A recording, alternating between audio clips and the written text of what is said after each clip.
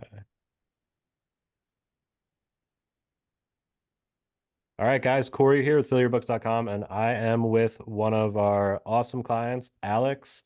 He owns two barbershops. He's a great business owner, a great barber himself, and just wanted to hop on quickly today to kind of get his feedback. We've been working with him for I think about a year now. So it's been a really, really interesting journey. Had some challenges, but also had some great success along the way. So just wanted to hop on today and pick his brain a little bit. Whether you're a business owner that's considering our help or you're just looking for some advice, this video should give you some value. So Alex, yeah, do you want to introduce yourself and then I'll ask you a few questions. Yeah, my name's Alex Jaramillo. I'm the owner of House of Shaves Barbershop in Jacksonville, Florida. We have two locations, and I've been with Fill Your Books, I think, at least a year. Yeah, I think you're right. Yeah. And it definitely was a good decision because before we met, I was trying to do the ads on my own and I was wasting a ton of money just because when you're spending money on ads and then it's not converting, I mean, you're just basically lighting your money on fire. So Yeah. I think it was a good decision to go with Fill Your Books, and I've so far been really happy with it. Awesome, man. Yeah, love to hear that. So before us, you were kind of doing things on your own. I think you're maybe working with some marketing companies. But ultimately you were in the mindset of marketing your business. Kind of talk about that because I think that's something where when a lot of people come to us, they may be marketing their business, or they may not be. And whether it's ineffective or they're not, they know to get to the next level. A big part of it is reaching new customers. So kind of like, what's your mindset around marketing and why has it been something that you've consistently pursued? Because I have noticed that even outside of the work we do for you, you're always trying Mhm. to push the needle forward on the next thing, whether it's content, or working with your team on getting more referrals. You have that hat on a lot in your business. And it's obviously helped you grow a lot. So like, how do you view it? Why is it important to you? Those kind of things. I think marketing is something I've always been passionate about, and I feel like, if the biggest brands in the world like Apple and Microsoft are marketing, then you should be too. I Right. think in our business, retention is the most important thing by far. But Sure. you're not gonna be able to keep everybody. So the question is, what are you gonna do to replace the people that do naturally like churn out? And if you want to grow like I do, some people are happy with, just their one chair, their one shop being busy. Like I want to keep growing. And in order to do that, you need more clients. And so you got to be able to get your name out there. Yeah, so marketing has always been like really important to me. And I feel like both are important, like client retention and marketing. Yeah. But if you're just starting out, if you're trying to grow, you definitely need to focus on marketing because you got to fill those chairs. Yeah. Yeah. 100%.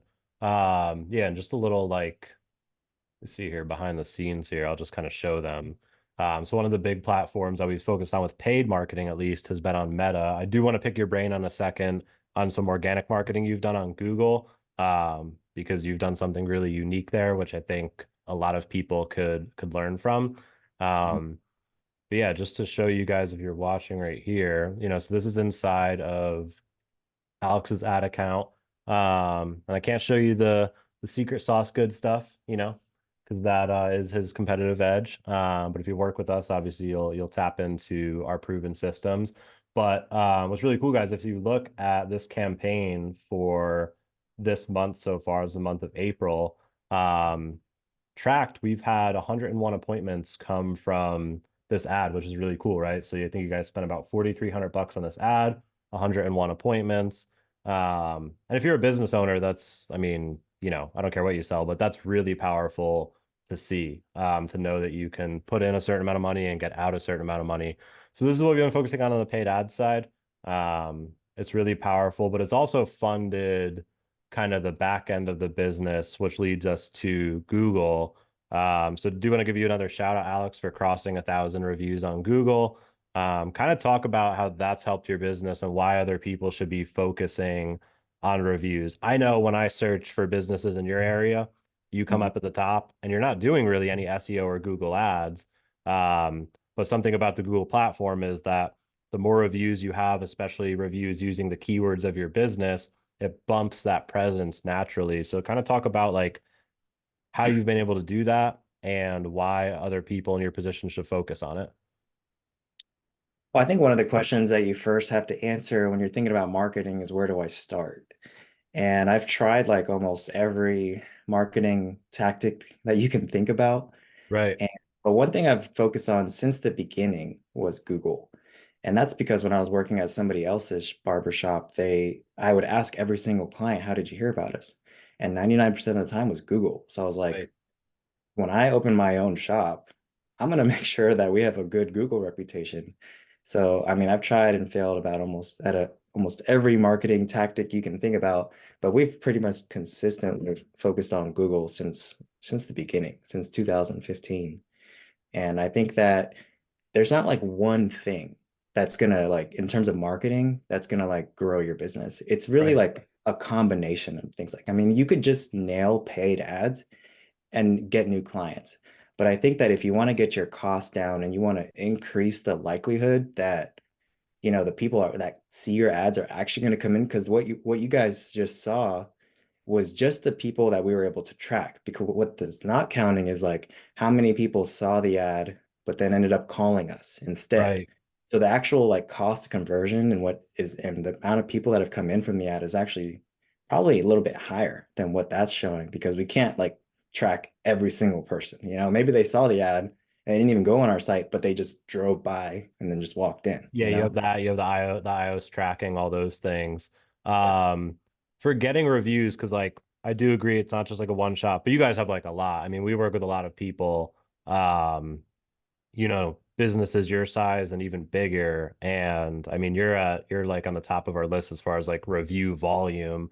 Obviously, Mhm. you guys deliver a great service, which I think a lot of people do, but how do you convert those into those reviews so you can boost the page higher? Well, that is the hard part. So, Yeah.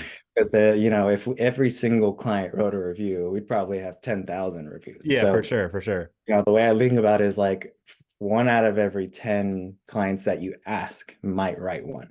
Okay. Um, so, people, I think, especially me, first turn to like tools and software because we just kind of want to like automate everything. That's like our culture now. We just want to make it easy. But in reality, like the most effective way to get reviews is simply just to ask people to do it, you know, Okay.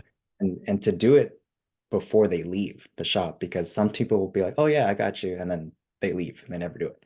So asking them to do it like right there at the front desk where they're paying. And then the second part I think to that is um, making it easy on them. So like we have a Right. QR code right next to the computer that they can scan, Okay. takes them right to our Google page. And I mean, we do have software, but software maybe accounts for like 10% of the reviews that we got. So Okay. if we're using some kind of automated software to ask for reviews, then we're going to send the link to the or to our Google page in that And maybe request. some instructions too on like how to do it. Yeah, I mean there's definitely some secret sauce in there too. Like the Google does recognize some of the words that people leave in the reviews and stuff like that. So it's important to keep 100%. that in mind. Pictures with the reviews also help. But I Yeah, mean, honestly, pictures it's help. just like it's just asking and then you got to ask a lot. I mean, that's really it. Yeah, and so if you guys are watching and like, a big part of that is translating that to the team, right? Because I'm sure, if you could duplicate yourself 20 times, you'd be asking everybody, but when you're leading a team, you just have like a variety of personalities and habits and different things, and sometimes people are afraid to do that. So being able to translate that skill set to the team, because then it helps them too, right? Because if they collect those reviews, it grows their like own little business within your business.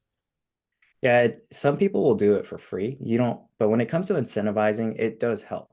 It does Right. help the overall growth of the reviews grow faster. So some things we've done in terms of incentives. So for clients, we've given, money off haircuts, but I've actually found that the most effective and lowest cost way to do an incentive for clients is to do some sort of giveaway, like where you enter for a chance to win this big prize, as Okay. opposed to everybody gets a discount.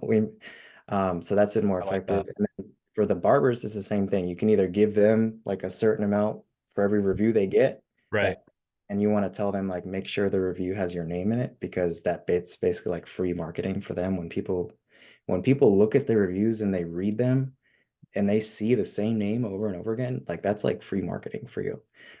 So Right. you can give the barber something like $5 or $10 or whatever you can afford to for every review they get.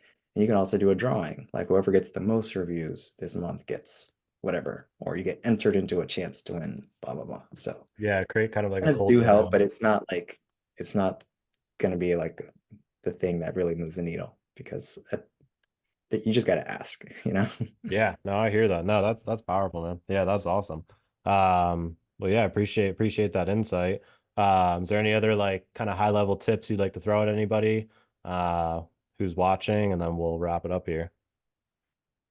I mean, I just recently started working, like had having this mindset of like investing in education and coaching and consultants and things like that with just Yeah. within the last few years. And I feel like my business has grown more in like the last 3 or 4 years than in the entire like 5, 6 years prior to that.